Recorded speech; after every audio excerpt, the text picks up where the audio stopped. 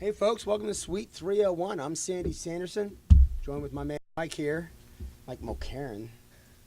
And we bring you the November edition of Suite 301. I mean, I'll tell you what, the year is flying by. It is. We were driving back from Greenville yesterday, and we were talking about Thanksgiving, and I was thinking it was, a couple weeks down the road, and I totally forgot it's next week, so it's pretty crazy. Yeah, it's right here. It's like, I'm shocked it's not snowing outside yet. But yeah, so you're watching Suite 301. This is our monthly webcast where we talk about everything. Well, we hit on all the hot topics going on through all the Colt Club sports leagues around the country. And, of course, fall is football season. So, it is. There's a lot going on the plate in the NCFA right now. Yeah, and always follow our Facebook pages, Twitter pages for all the different leagues, NCFA, NCBA, NCBA, NCSA.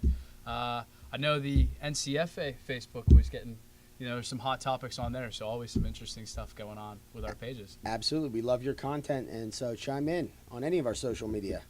So, but let's get to it. Let's get started on, we'll focus on some softball. So let's bring Tracy Reardon to the set. Tracy, our Director of Team Development. Hello. What are we doing, Trace? Good, how are you? Welcome. Thank you very much. Always a pleasure. It's always a pleasure to have you here. Well, Tracy, it's November. We've been talking about that early on in the show. Your rankings came out on Friday, and looks like we got some movement, some different shakeups. Tell us a little bit about that. Why'd that happen? Why'd the committee feel we needed to do this? Well, rankings did come out last week, and we have a new number one.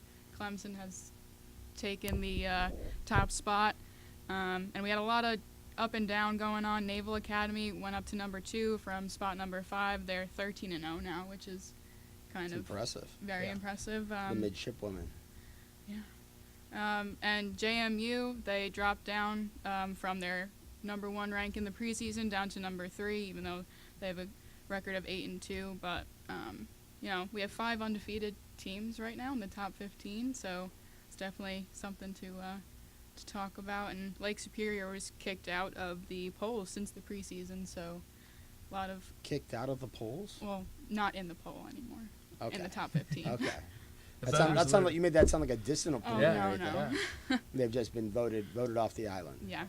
So, but they had a strong showing at the Indy tournament. Yes, they went undefeated up until the championship game. So they definitely came out as a brand new team who used to be a varsity program. They came out and showed that transitioning from varsity to club, they're going to be a powerhouse for this season. So why do you foresee that they probably got voted out of the top 15?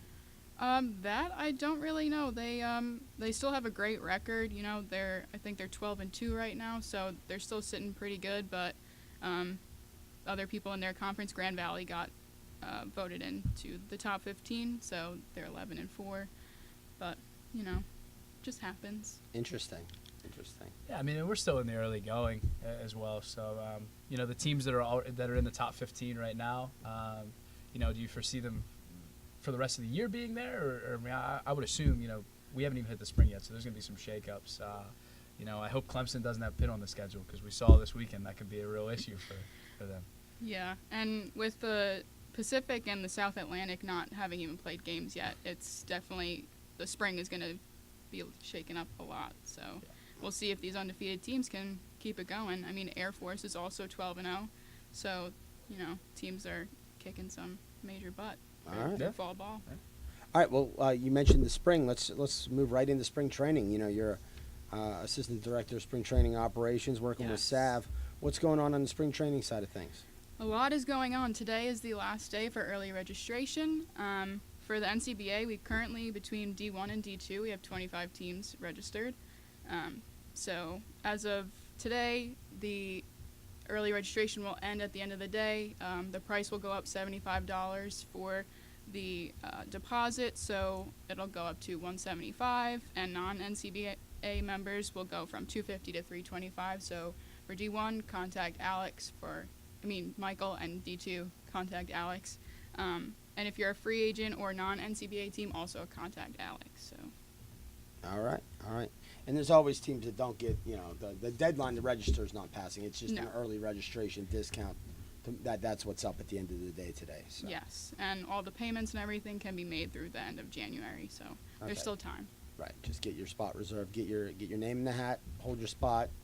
Get that discount. Yep. So. And have some fun down in Florida playing some ball. Absolutely. And as you may have heard as we were kicking off the show, the fax machine was going off because it's been going off all day with teams faxing in their paperwork. So Yeah, I know. right at the deadline, that's the way they roll. Yeah, I know. My 11th hour. my email's been blowing up all day with a bunch of teams. So, like Tracy said, the early deadline is today. Get your paperwork in because spots are filling up fast, and we'd hate to have to close the team out. All right. Well, hey, it's November, so Yeah, we got time. that's Thanksgiving. So before we say goodbye to Tracy, tell us what you're thankful for this Thanksgiving. Thankful that I started a new job here with all of you guys. Well, that's great. We're thankful you're here too. Thankful that you show up to work every time, bringing your A game. Yes, I do the best that I can. So. All right, awesome. Well, thank you, Tracy, for the update on softball and spring Thank training. you very much, everyone. Have a good one, Trace. All right, now a little baseball. Yeah. Transition to some baseball action. Trying to hit the sort of the off-season sports so before we build up to what's going on. So let's get Eric Curatore, Director of Division II Baseball Ops, on the set.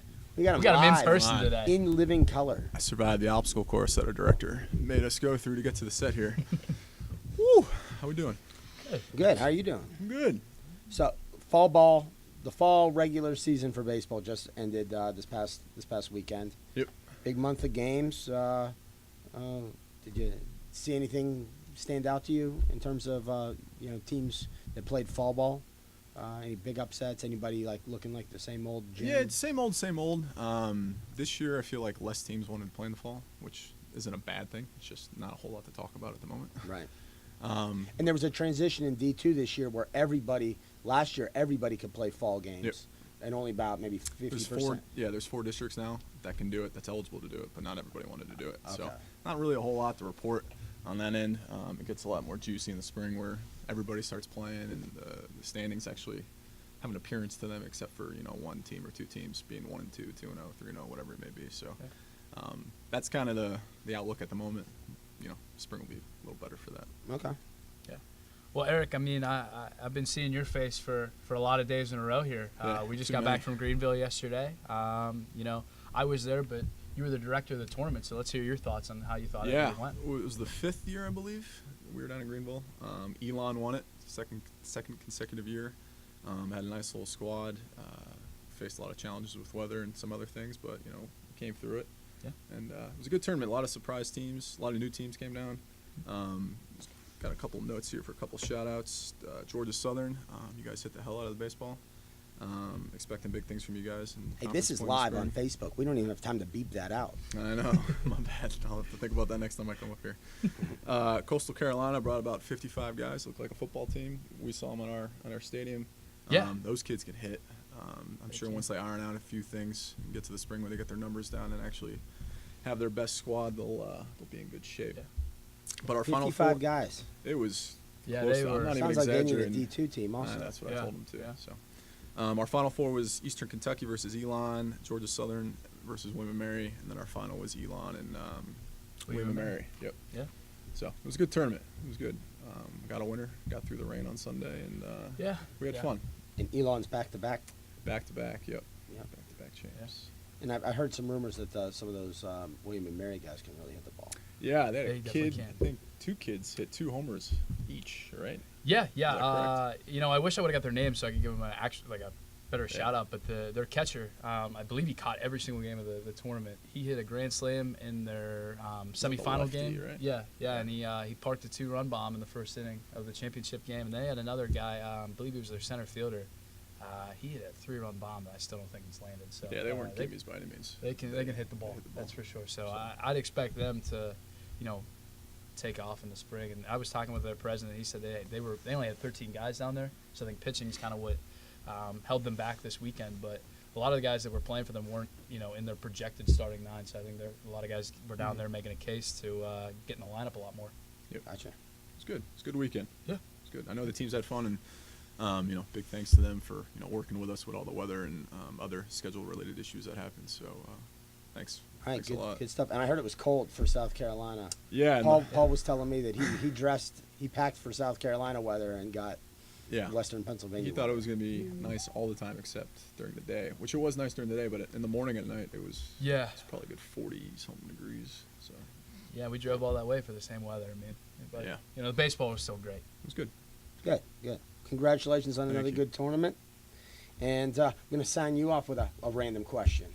What am I thankful for? No, that's 'Cause too I was easy. prepping You for just, that in the You back. just heard that. 2 weeks ago was Easter. Or, no, 2 weeks ago Easter. was Halloween. What did you give away at your house? What were you handing out? A lot of candy. A lot of candy? But I also ate a lot too. You ate a lot? I Well, did. come on, what were you giving out? Were you I like- was not giving out as many Reese's cups because I was eating them. So Okay, so you were not as many of those. you A were lot pul- of Milky pul- Ways. Not a fan of Milky Ways. Milky Way, Was handing out the pumping Milky those Ways, out. palming the Reese's. Yep. All right, got it. All right, so we know. Got me off guard there. All right, no problem. I'm just thankful for the tournament ending this weekend if Of anybody course. cared. So Got The it question done. wasn't asked. I mean, we were Okay. worried Yeah. about what you were handing out for. Yeah, for exactly. Halloween it is. All right. Yes. All right. Good seeing you, you Eric. guys. Appreciate you coming to this show. Let's get Christian in here. Talk about some D1 baseball, and yeah, that was Christian. Yeah. All You're class. supposed to be on this part of the All show. Here. class right there, walking in front of the camera. Sorry about that. Smith, what's up? What's happening? How you doing? Good. Doing real well. How All are right. you guys? Good. Good. Good. Good. Yeah. You're a little close, man. I feel like I got to slide over.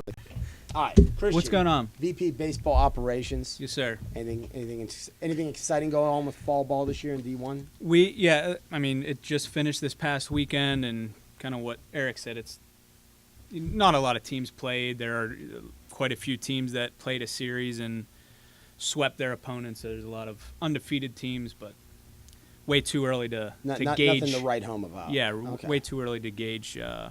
Who's going to be taking the conference in the spring. Well, since the last Sweet 301, we Yep. had Wood Wars took place, right? Yes, it did. Ryan Norris down in Texas. Why don't you give us a recap of how that went? Yeah, I mean, if you know Ryan Norris, you know what kind of tournament the Wood Wars he put on. I think it was 24 teams this year. It was up from 20 last year. And Colorado State, who's a team that came for their first time at Wood Wars, obviously a very storied club baseball team, came down to McKinney, Texas, and was the final team remaining out of the 24. So hats off to them. But I think, everybody else had, all 23 other teams had such a great experience down there. As I said before, Norris just puts on a first-class event. So it was just another, from everything, I wasn't personally there, but from everything that I saw on Facebook that he was posting, the Swing It Challenge that he hosts. I don't know if it's Friday night or Saturday night was another success, but, gave a check to the USO, which is a huge thing for them. So all in all, everything that I've heard, it was just a fantastic tournament. So Good. Well, I mean, we tried to do this last month. We had some technical difficulties. You had a big announcement. The location of the D1 World Series, I'm sure most teams are aware, but if you're not, we're going to Holly Springs, North Yep. Carolina. And they put together a great video for us. They So did. We would like to put that on the air. yeah, it's Holly Springs, North Carolina, North Main Athletic Complex. Brand new facility, and the video is going to basically take you through, a tour of the facility to see what the 8 teams of the the final 8 teams of the NCBA Division I will be playing in.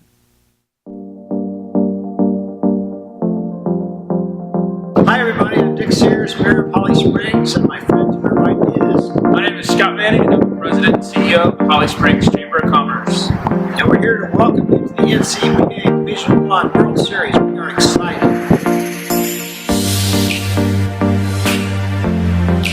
The Coastal Plain League's 16 teams boast some pretty unique ballparks, from coastal views to 4,000 capacity, 3 Decker beer gardens, and a baseball museum down the third base line. Today, we're here at Holly Springs, the home of the Salamanders, to check out their $13 million ballpark. Let's go inside. After getting in through the gates, you can grab a drink or some food at one of the several concession stands found all around the ballpark. Located behind home plate, it is an enormous press box. Let's go take a look inside. The visiting team broadcast team gets to hang out right inside here. And that's, of course, next to the stadium operations booth, where you have the guys that control the PA, the video board, all of the sound systems. There's another broadcast booth right down the hall where the home team gets to hang out and call all of their games. The All Sports Stadium currently has a capacity of 2,200, and that includes 1,700 individual back seats for fans to take in the game from any area across the entire ballpark. First baseline, third baseline, behind home plate. You get a good view from any area.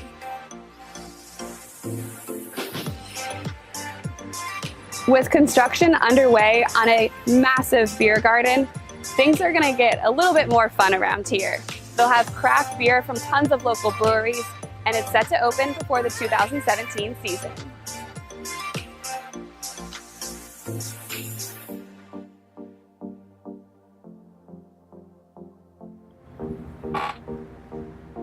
Out here in center field are two bullpens, one for the home team and one for the visitors, and each has 2 lanes. Not bad if you're a pitcher, and if you're a batter, well, you're going to be having some batting cages coming in 2017 too. Class A field lighting will make you look really nice when you're coming out of the bullpen onto a completely turfed field. That $13 million also gets you one of these. State-of-the-art digital scoreboard and sound system, game highlights, promotions, perfect walk-up music, whatever you want. Concrete and wood dugouts for both teams offer the players a pretty nice view of the game. Come on, let's go see what's under the grandstand. Door number 1 takes you to the locker room.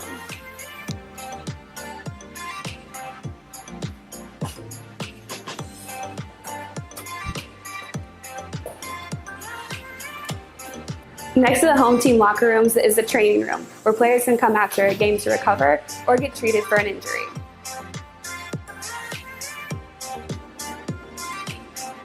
The coach's locker room is across the hall from the players. Visitor locker rooms, yeah, they have that too. And they're pretty nice, just as nice as the home teams. The umpires also get their own locker room, complete with a bathroom and shower as well. Best collegiate summer league ballpark out there? Yeah, I'd say so. It's safe to say the Holly Springs Salamanders have it made. All right, that's a great video put together by Holly Springs, really introducing the teams to the area and the ballpark. So, Yep. It gives me chills. I'm ready to get there. Yeah. Let's do it. Yep. Yeah, it's exciting. Holly Springs is, excited to host it. What you saw was a beautiful ballpark and one that we're really excited to get into. And I hope that video kind of gave teams a little added motivation to get there, because it is, it's a brand new stadium. It has all the state-of-the-art conveniences. So it's going to be, we as a staff are really excited about it, and I think the teams are going to be really thrilled to get out there and play on it. So. Yeah. I mean, looking at the video, everything was first class. It reminds me of like a AAA or AA type, team stadium where it has all the different amenities that I think when you're a little kid, you look at a ballpark like where you want to, when you're in the backyard, pretending where you're playing. It's something like that. So. Yep. It should be a great week, and I know, like you said, the team should be highly motivated to get down there if they weren't already. Exactly. Now take us through the process of discovering Holly Springs. What led us to end up there? Well, basically the first thing that was got my attention to Holly Springs was a text message from a colleague that showed me a picture of the field and said, "You got to check this place out. It's a Coastal Plain League field, which that's a collegiate summer league, and they don't start usually until the end of May, early June. So it fits kind of with our regionals and World Series dates." So I checked into it, and it's just so happened another colleague that we used to work with, Tori Collins, when we were down in Cary, North Carolina. I got in contact with her, and she put me in contact with the people that run the stadium down there. And it happened to be really good timing because Holly Springs was just putting together a what they call a sport and leisure task force to go out and get events into this stadium that's brand new, multi-million-dollar stadium. And it just, was kind of lucky in the sense that, I reached out to them and they were really motivated to get us down there. And, we were, after seeing the ballpark, very motivated to get down there. So we just began talks, and one thing led to another, and, did some negotiating, and we got a signed contract for 2 years down there. And it's, you bring up a good point about it being a college summer league stadium, because, one of the things maybe a lot of people don't realize, we really can't use minor league ballparks because minor league baseball is in season when we're trying to play. And to find a minor league team that's got 8 days on the road at the exact same 8 days that we need is nearly impossible. So and that's, you get a lot of teams saying, well, this stadium's open, they're not playing there. But it's like you said, the chances of finding a stadium that's open for 8 to 10 straight days that we need it, that's exclusively for us, are very slim. So there's a lot of factors that go into finding a stadium. It's not as easy as, go out west and go into a spring training stadium for one of the major league teams. There's a lot of other factors. Is it available? Cost? Financially? Are we able to do it? Are we able to put on an event there? And this, I think we put it in the press release. We really felt that, Holly Springs and this stadium checked off all of our boxes, which is hard to come by. You usually have to compromise on certain things. And with Holly Springs, maybe the only knock is that it is East Coast based, and we do have teams all the way out on the West Coast, but I feel that we're in a much better position than we were at least last year as far as travel for these teams out west, because in Paducah, even though it's more centrally located, teams had to fly into Nashville and drive 2 hours to Paducah, whereas Holly Springs, you fly right into the Raleigh-Durham International Airport, and it's a 10-15 minute drive south to Holly Springs. So we're beyond thrilled. I think teams are just gonna be blown away once they get there and get to experience it. So we're really happy that things fell into place and we're in Holly Springs, and it's not a one-sided thing where we're really excited about it. The town of Holly Springs is really excited about it, and we're hoping that see if things go really well this year, next year, that maybe find a permanent home there. So, all right. Well, good stuff. Congratulations on that. I know Thank you. It's a long, lengthy process, and it is. It's good to have it, pen to paper and make it official. So. And we'll have, just last closing, we'll have, stay tuned to the website. We'll have host hotel and any other important information once it comes out. We'll be sure to release that out to all your teams. Be sure to be checking our social media accounts and website. All right, great. Well, thanks for stopping by, Christian. Thank you. It was a pleasure. Take care, guys. All Have fun. Later. Enjoy. All right, well, that leads us to our next topic. Again, another thing that was announced a couple weeks ago, along with Holly Springs, but the NCBA hit quite the accomplishment. We got to 300 teams total, and now we're at 303 to be exact. Yeah, it's still growing. Yeah. It's like Alex didn't stop. He didn't hit that 300 mark and pull the parachute cord. He's still adding teams. So up to 303. It's amazing how big it's grown. And when people ask me what I do for a living, and I start talking about this and that, and the various leagues, and I mentioned the baseball league, and their eyes pop when I say we've got over 300 baseball teams in the league. They're like, holy cow. Yeah. It's until I kind of really got into working here and everything, I kind of didn't have you've heard of club sports, but you don't realize how big it is, and especially with our baseball league. When I got here and I started working here, it's just amazing to me, and how we're nationwide. It's not just there's some of the other leagues out there that are just maybe New England based, or I mean, this is a central, the whole United States is covered by us, and it's a great opportunity for teams. So I'm so happy to be a part of it, and I mean, I've only been here for a few months, so I can't imagine just the pride and joy you have over the last 16 years what you guys have built. Oh, absolutely, and one of the other things is I think it's paving the way for the other leagues to show, how big you could get, where there's there is no ceiling, if baseball got the 303, there's no reason basketball can't get the 303. Yep. There's no reason softball can't get the 303. There's no reason football can't grow. The 303 might be tough, but there's no reason it can't grow because we're expanding our footprint. People know what Colt Club Sports does all over the country, and that'll lead to more growth in other leagues too. So Yeah. it's good. I'm proud of my guys. Proud of everybody that's put in the work over 16 years. Alex, the new guy here in terms of recruiting teams, doing a great job getting us to that finish line, or at least getting us to that goal. And but over the years, it's a group effort. It goes back to volunteers that stopped volunteering 10 years ago that did a great job and put in time and helped make the league great and make teams to want to continue to stay in the league because maintaining your numbers, getting to 300 is not just growth. It's about maintaining who you've got and not losing membership. So that's a big group effort to get that accomplished. So. Yeah. I mean, as you stated, I don't think Alex has taken a breath at all from trying to grow. I mean, I guess 400 is the next one on the horizon. Yeah, so. He's got 2 weeks. Let's go. Yeah, so I mean, we kind of touched a little bit of basketball, talking about the growth in past months. Now we're in the season. We've had games played. So let's just jump right into that. It's that time of year. Hoops is getting going here. It is, yeah. Basketball season is underway. We're just finished up week 2 of the season. It's been interesting so far. Our preseason polls came out about 3 weeks ago.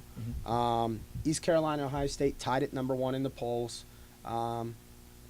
It's only surprising from a statistical standpoint that 2 teams. I mean, you wouldn't be surprised for those teams to be 1 and 2.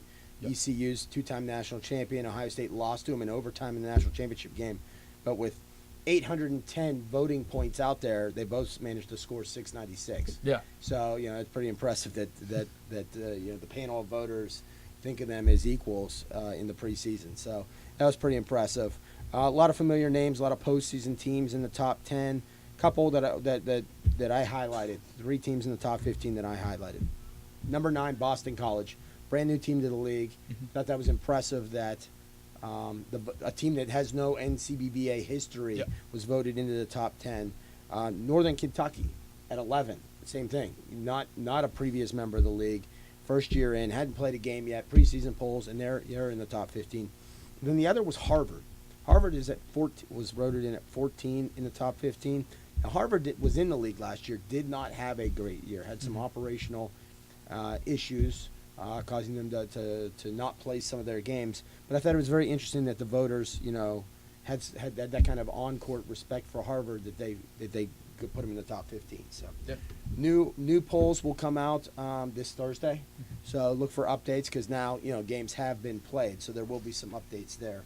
Couple things that have gone on in weeks 1 and 2 that I thought were interesting. Dayton, new team in the league. You think of Dayton, you think about college basketball big time, playing the little guys from Wittenberg, some very small school in Ohio, conference games. Wittenberg took 1 out of 3 from Dayton. Obviously, Dayton's happy about winning that series, but that surprises me. That's not a matchup where I would expect Wittenberg to even be able to steal a game from Dayton. So, that very interesting there. Dayton off to a 2-1 start in conference, but that one loss. 3 months from now, they might be kicking themselves that they couldn't take all 3 from Wittenberg. Another one, University of Wisconsin, the white team upset UW-Milwaukee. UW-Milwaukee ranked number 10. Wisconsin white not ranked, took all 3 from UW-Milwaukee. So, big kind of upset there. Rutgers off to a nice clean 3-0 start in the Mid-Atlantic North. Delaware 3-0 start in the Mid-Atlantic South. New England North, again Boston College living up to their number 9 ranking right out of the chute, 3-0. Another team that has off to in my opinion an impressive start. Vermont off to a 4-2 start. Vermont, a team similar to Harvard last year, had some operational issues, caused them not to play their entire season. But they're right out of the gate. They're at 4-2, taking 2 out of 3 from 2 conference opponents. The New England South, we got two new teams, Brown and Holy Cross, 5-1 each right out of the gate. Looks like they're on a collision course for each other later in the season. North Atlantic North, St. Bonnie's out to a nice 3-0 start. Cornell at 4-2. Cornell's the team that won that conference last year and went on to the postseason. So you expect good things from Cornell. Nice to see Bonnie out to that quick start. UNC Wilming down in the South Atlantic South, 3-0 start right out of the gate. And then there's always some drama, right? The drama, I would say, is in the Great Lakes North. Butler is now off to a 4-2 start. Played Bowling Green this past weekend. However, Bowling Green, and we're going to say accidentally used a player that was academically ineligible. Butler caught him on it. Bowling Green admitted to it. So 2 of the games that Bowling Green had won against Butler had to be turned into forfeits for use of an illegal player. I think the Bowling Green guys, just missed the fact that on his academic letter, this guy was crossed off as not being academically eligible. So, that's a big turn of events there. Gives Butler 2 extra wins, and again, 3 months down the road when we're looking That at can go a long way. the playoffs, that could be a difference maker between Butler sneaking in and keeping Bowling Green out for sure. Yeah. Yeah, I know. A lot of week 1 was pretty filled up. Other leagues, different leagues we have, you don't usually see almost every team getting out to a start like we do with basketball. I know I do the South Atlantic, and UNCW got their feet wet with VMI in their first tournament or their first league play games for VMI, and talking with their coach, they came up short against UNCW, but they love the atmosphere. They really enjoyed getting their feet wet with the league play, so that's a great thing. Looking at touching base what you were talking about with the polls, 3 teams that weren't in the league before. I think that kind of goes off of what Tracy was saying with Lake Superior State. There's that respect from the teams that were already in the league, and the voters obviously felt that these were teams that they've seen in other atmospheres. So giving them that respect and putting them in the top 15 to start the year. So Absolutely. A lot to live up to for some of those teams like Boston College now. Yep, absolutely. Yeah, they've entered the NCBA flying, and no one's going to sleep on them. Yeah. No, they're going to get the A game every time they hit the court against somebody. So. Well, thanks for the info, Sandy. I think it's great that the basketball season is getting going here. We'll obviously be touching base on that in the next couple of months, but let's transition over to football. Football's the hot topic right now because we are, essentially our playoffs started last weekend. We were 8 teams. I like to view the conference championships as playoffs because you win, you move on, you lose, you go home. So we're down to 4, the final 4. After the conference championships this past weekend, Middle Georgia State defeated Columbus State 20-10. Crazy game from what I hear, 0-0 with 12 minutes to go in the game. Columbus State kicks a field goal. Middle Georgia State returns the ensuing kickoff for a touchdown, and game ends up 20-10. I think Columbus State scored a touchdown late in the game. So, not really an upset there. Middle Georgia State, defending national champion, you expect them to come out of that game. But you may tip your hat to Columbus State for the way they battled all season, getting into this game, and then, battling for 4 quarters and being in the hunt to the very end. Definitely. Eastern Connecticut upset Sacred Heart 19-14. Touchdown by Michael Crawley with like 30 seconds left in the game to put Eastern Connecticut up. Sacred Heart had won the regular season matchup, had won the conference last year over Vermont, won the regular season matchup against Eastern, got to host the conference championship game, and then Eastern got to roll into Sacred Heart's house and come away with the last-second victory there. So excited for Eastern. I know Sacred Heart's a good team. Excited to see what Eastern brings to the table. We've never had them in the playoffs before. They've always been a good team, but never good enough to to get on that more of a national stage. Really excited to see what they bring to the table this weekend. Yeah, I think that was interesting. It was 2 weeks ago. Eastern and Sacred Heart played each other to finish out the year. So, hats off to Eastern Connecticut's staff. Obviously, they picked up, watched a little bit of game film, and were able to make some adjustments to overcome losing just 7 days before playing again. And those adjustments obviously helped, and now they're in the playoffs. Right, yeah. The fruits of their labor are rewarded. So next we move on to Coppin State, the Mid-Atlantic Conference Championship. Coppin State over Longwood, 27-3. As I understand, Coppin State, they just hunkered down on defense and really, shut the door on preventing Longwood from getting anything going on the offensive side of the ball. But I'll tell you what, Longwood really proud of that program. Never been in the conference championship before.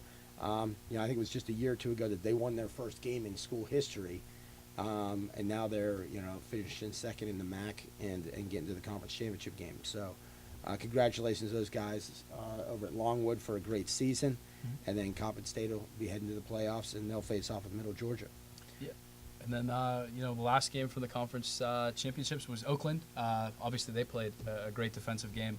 They shut out RMU Peoria 29-0. Yeah, 29-0. Nice, clean final there. And and I believe we're going to, speaking of Oakland, we're going to get joined by Coach Menas on the line to talk about that game and talk about his number 1 ranked Oakland Grizzlies. I think there's the coach now. There we go. Coach, how we doing today? Oh, I'm doing great. How are you guys? Good, good. Outstanding. Appreciate it. Welcome to Suite 301, Coach. It's an honor. Thank you. Well, congratulations on the undefeated season so far, and taking the conference championship game this week. I know 29-0. That's a heck of a showing by your guys. Well, RMU is a good football team, and I think we're hitting our stride. Most teams struggle early, and we did. And about mid-season, we felt it, and we competed. But the idea was that we didn't want to peak in September. We want to peak in December. So we're on the right road, and I think the kids get it, and we're heading in that direction. Now, Coach, you're undefeated, which on paper sounds like a good thing. But I've learned over a couple years of running the NCFA that some coaches don't like to be undefeated, because I love being undefeated. You love being undefeated. I've heard from some coaches Absolutely. that tell me that they like an early season non-conference loss because it teaches their guys that it's not a gift. You got to work hard all the time, or else you can lose. And what's been your team philosophy over there that's brought so much success this year? Well, part of it is our motto this year as a team has been called Trust the Process. And with that, there's too many things to talk about right now, but parts of it are that you just do your job and trust your teammate to do his. The other is losing sucks. we don't want to lose. We don't want to get good at it. We don't want to use it as a lesson. We don't want any part of it. All we want to do is win. And if we can't win, then something happened where we failed. So we set very high standards for this team this year. Part of that is through their work ethic. And I think the reason that right now, if you include our preseason game, I don't know, I think we're 10-0, 9-0 with NCBA games. I think part of that is that we worked hard. We started work in January, and we had strength and conditioning and spring ball. We had a 6-week spring ball this year, continued our winter workouts throughout all the way up to June. I think I gave the guys their first day off 4th of July.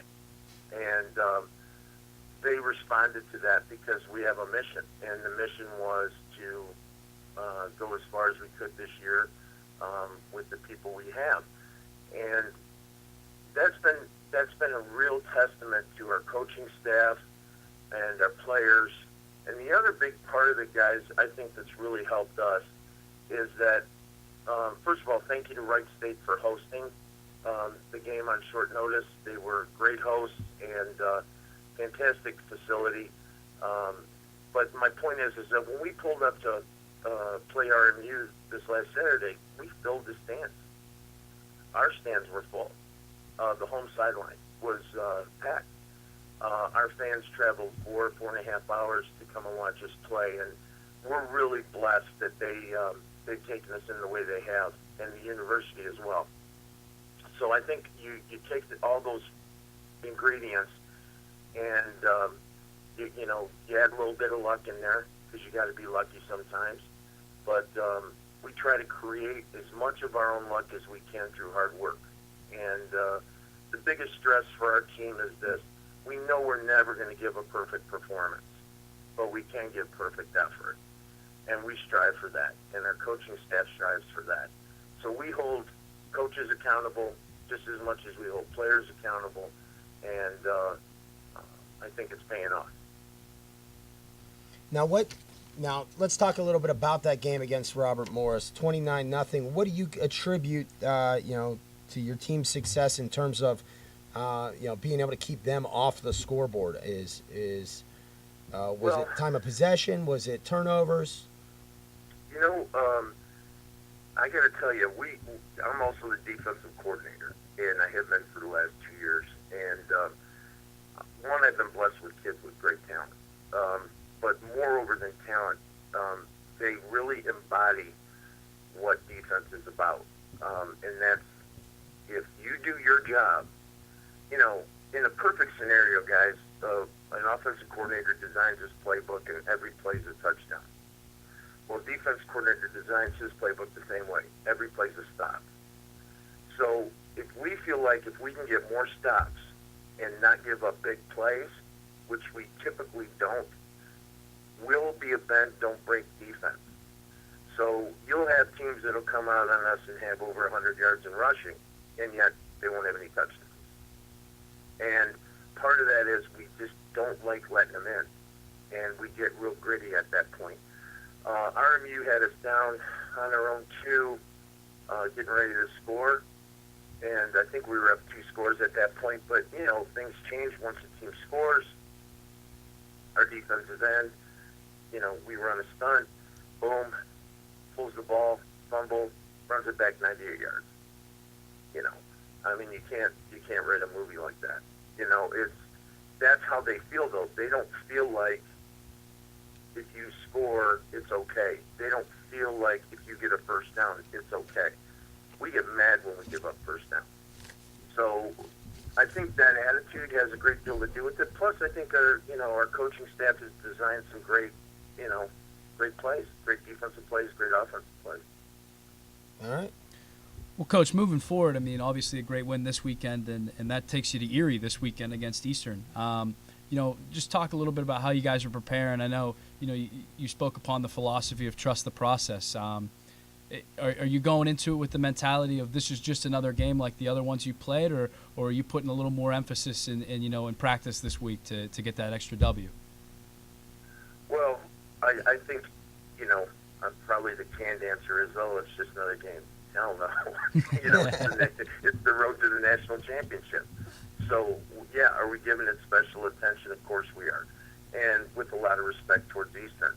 But is that going to change our playbook? Is that going to change how we practice today? We're going to be on the practice field in a couple hours, and we'll be out there probably till 9 o'clock tonight.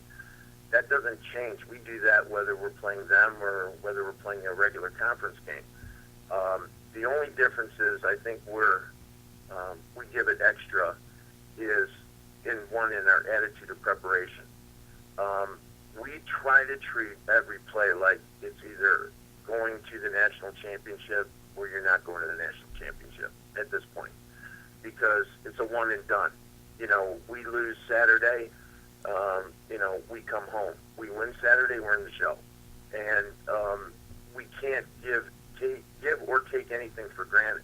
So our objective right now is to treat every practice play, every film session, every weight training, every conditioning period as if it means that's the difference between us going and not going. All right. Now let me ask you this, Coach. It was, you were favored over Robert Morris. Coppin State was favored over Longwood. Middle Georgia was favored over Columbus. Eastern upset Sacred Heart. Sacred Heart's a team that almost went to the national championship game last year. Is there a change in philosophy in how you prepare for this weekend, going against an opponent that just upset somebody else versus someone who, is coming off, a win that they were supposed to have won? This is a dangerous statement because you don't want to come off arrogant, but I don't care who they beat.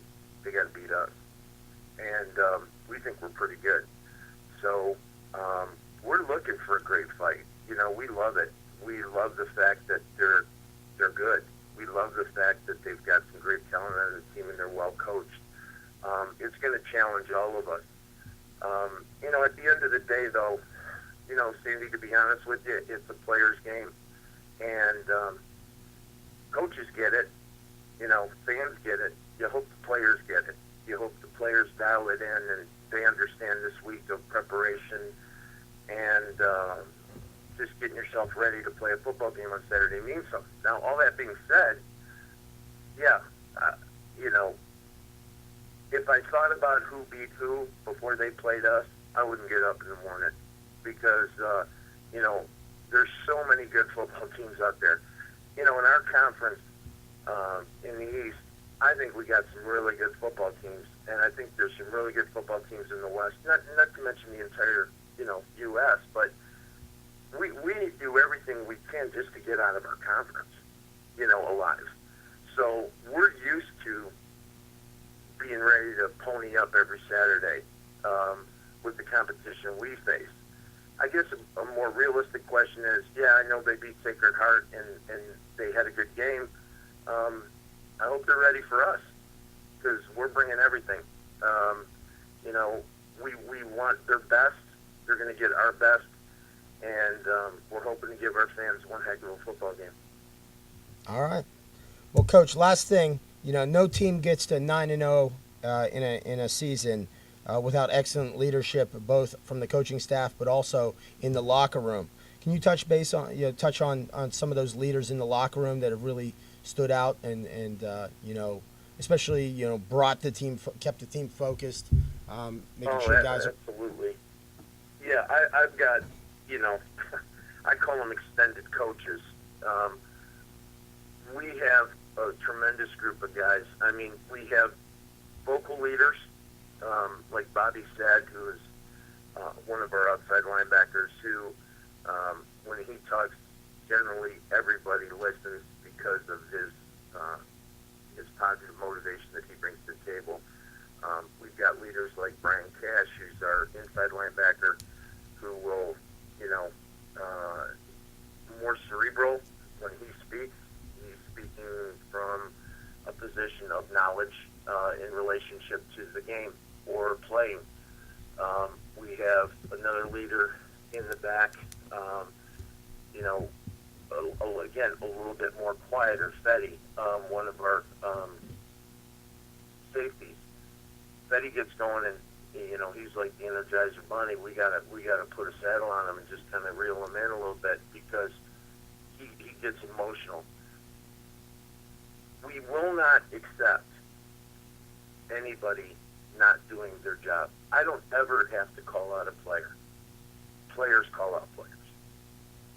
Captains call out players. My job basically is to coach as best I can, but my real function as a head coach is to coach coaches. The player's job is to listen to their position coaches and do it, and my job is to kind of put the pieces together, but at the end of the day, the players got to hold themselves accountable. We literally, the biggest argument I think I've ever heard our defense had was when we gave up a first down in some game, and they were on the sidelines and they were arguing, and I turned around and, what are you guys arguing about? And they go, well, we gave up that first down, and they take it personally because no one wants to not do their job, because when you don't do your job, you affect another person having to make up for you. So they carry a tremendous burden in that end. But as far as the locker room, the bus, the sideline, I've got tremendous leaders. I've got Zach England, who plays both ways, and he's a kid who sometimes I got to look and see if he's there because he doesn't say much. But there's a kid that anytime I need an example of effort, I just point him out. Anytime I need an example of Iron Man mentality, I point him out. Those are things that make it easy for a coach. 9-0, yeah, we got great coaches. We got great fans. End of the day, about these boys, they played a 9-0 season. They didn't get anything. And I'm proud of them. And, to be honest with you, we're looking to go 12-0, at the end of the day. So it's just, and I say that because of our preseason, but at the end of the day, that's their goal, and I want to help get them there. Well, Coach, we appreciate you coming on today and talking to us about your team. Obviously, we're expecting big things this weekend, and best of luck to you the rest of the way. And again, thanks for stopping by. Guys, thanks so much. Really appreciate it. God bless, and we'll see you down the road. All right, see you near you, Coach. Thanks, Coach. All right, thank you. All right, that's Coach Menas from Oakland, the number 1 ranked Oakland Grizzlies, 9-0. I can see why. Just listen to him talk about his philosophy and their outlook on the game.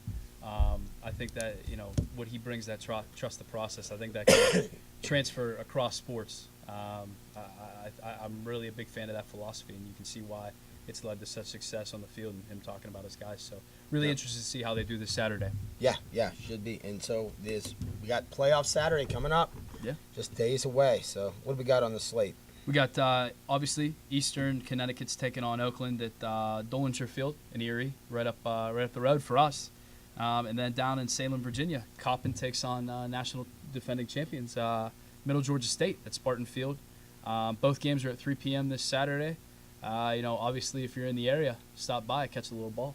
Absolutely. And, you can follow results on Twitter, Facebook, the website. We'll be, getting halftime scores and so forth up this weekend, and it'll be interesting. The Coppin State Middle Georgia, it's the rubber match for these teams. Middle Georgia beat Coppin State in the playoffs last year, ended their season. Coppin State defeated Middle Georgia like 3 years ago in the national title game. So they're 1-1 against each other. Here's for the bragging rights to take home. Yeah, a little, maybe a little bad blood for some of the seniors who've been around with the program for a while. There very well may be. And, the winners of these playoff games, from 4 we end up with 2.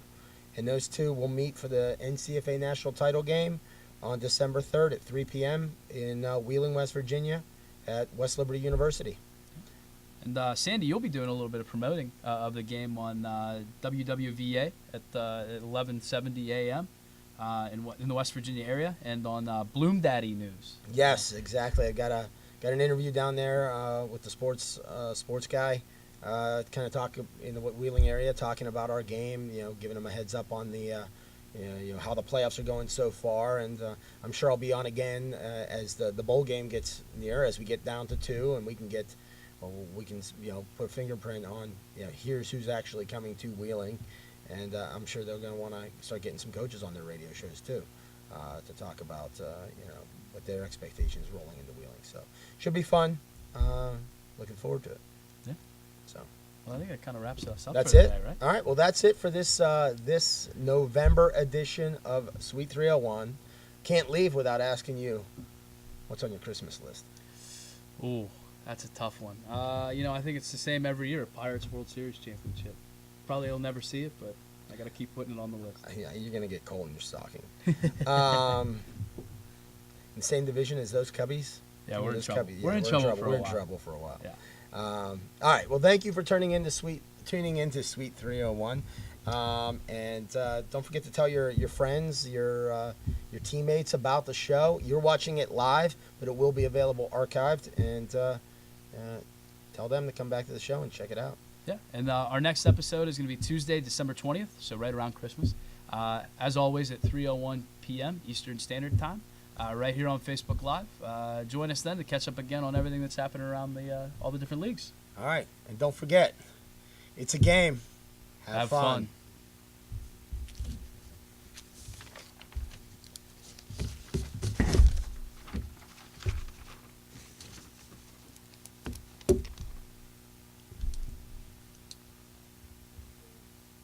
We're out.